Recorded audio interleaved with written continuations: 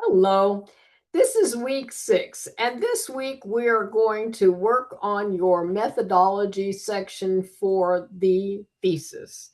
All right, so we've got a couple of things for you to read. There is a chapter from Krause, which is chapter 9, categorizing and evaluating, Timulak 3 and 4, and then an article by McGuire.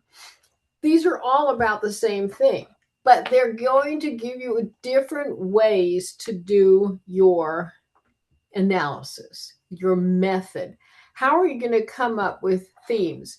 McGuire talks about doing a thematic analysis. What that is he picks out all the sub questions, and those are his themes.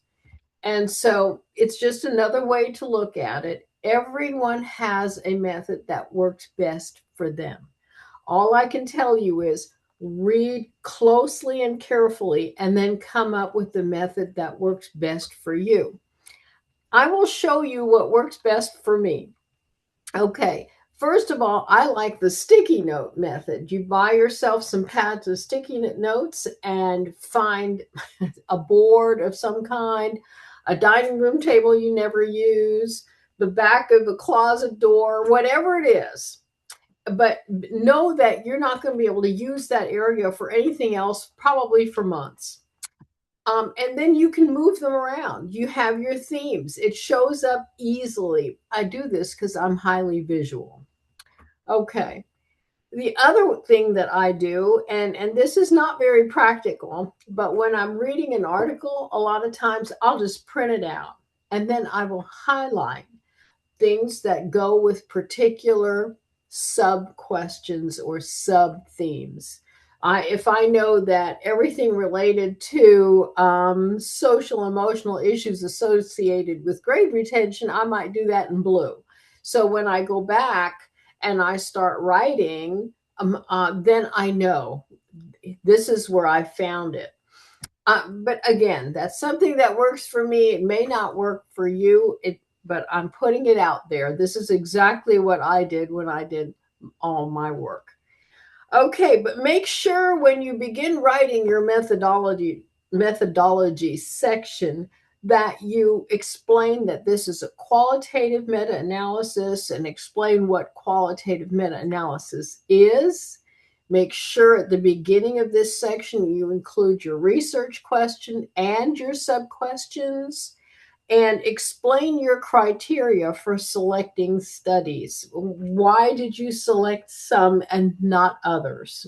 Because obviously you would have reasons such as perhaps the authors were better qualified, or some of the studies were conducted on a very small population and you didn't think it was worthwhile. Maybe some of them were funded by an organization that had a dog in the fight, so to speak, and so it didn't seem like it was a fair evaluation. Whatever it is, what's your criteria for selecting studies? And then explain how you're going to work with the coded data, because you're going to have to really let the reader, that's me and the other professors who are going to read this, know how did you come up with this system, and what, first of all, what system is it, how'd you come up with it? Okay. um I'm going to go ahead and include the how to in this since I'm just so busy talking about it. Make sure that you explain your data sources, and I've already talked about all of this down here. And then we come to the formatting. For a master's thesis, I'm going to say maybe 3 to 4 pages.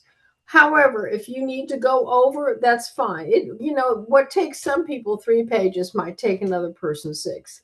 I'm not going to argue with you about it, but I think 3 would be a minimum on a methodology, because this is the how to section that's very important. Obviously, it's going to be APA, and make sure that you support all of your methodological choices with scholarly sources.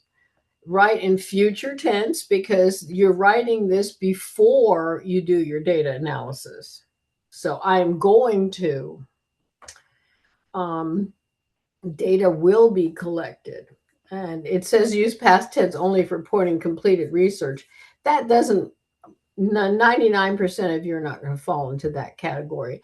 And please do not list anything. Make sure it's written in paragraph format.